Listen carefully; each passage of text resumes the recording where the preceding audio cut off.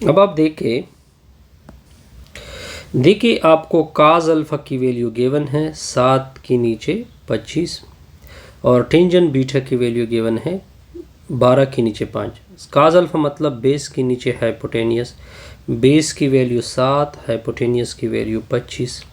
हमें परपेंडिकुलर चाहिए तो perpendicular P square equal to H square minus B square value plug in कर दोगे, ऐसे ये निकाल दो कि ये और इसका स्क्वायर रूट ये आ जाएगा।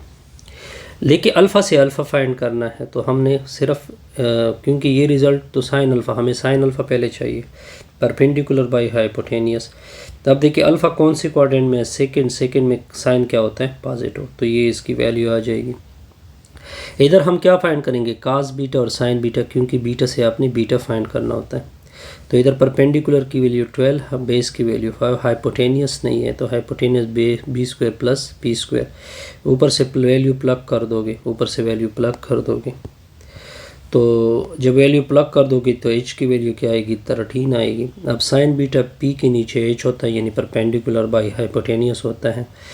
नेगेटिव क्यों लगाया, क्योंकि बीटा थर्ड क्वाड्रेंट में और थर्ड में साइन क्या होता है नेगेटिव। कास बीटा यानी बी के नीचे एच, लेकिन कास थर्ड में क्या होता है नेगेटिव होता है, इस वजह से हमने नेगेटिव लगा लिया।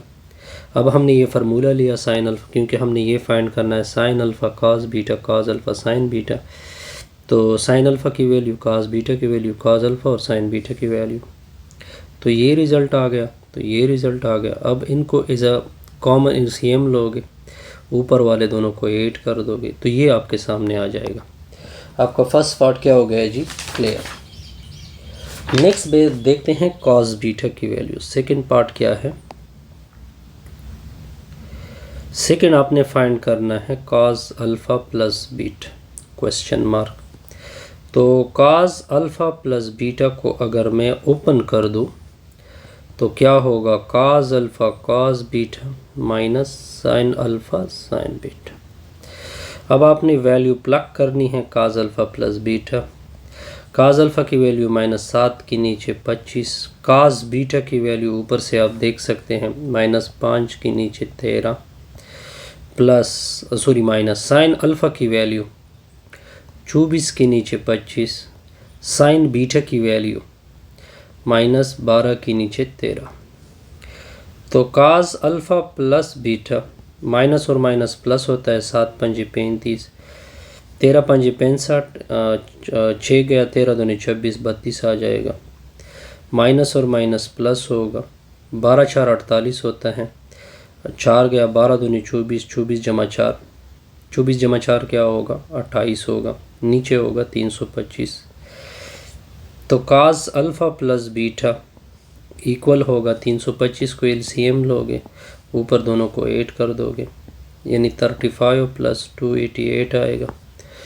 अब कैलकुलेशन को हमने क्या करना है, सिंप्लीफिकेशन देनी है। काज अल्फ़ा प्लस बीटा आ जाएगा, 8 5 13 होता है और 13 जम 11, 11 जमा 1 12, फिर ये 3 होगा, नीचे 325 होगा, ये इसकी वैल्यू होगी।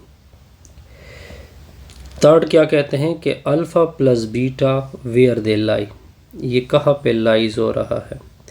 अब देखिए अगर हम साइन की वैल्यू देखें, अगर हम साइन की वैल्यू देखें, अब साइन की वैल्यू नेगेटिव है और कास की वैल्यू पॉजिटिव है, तो ये कौन सा क्वाड्रेंट होगा, फोर्थ क्वाड्रेंट होगा। कौन सा क्वाड्रेंट होगा, फोर्थ क्वाड्रेंट होगा, क्योंकि फोर्थ क्वाड्रेंट में साइन नेगेटिव और कास क्या होता है पॉजिटिव होता है। ये थर्ड ऑप्शन था। इससे हमारी ये वीडियो क्या हो जाएगी, कंप्लीट।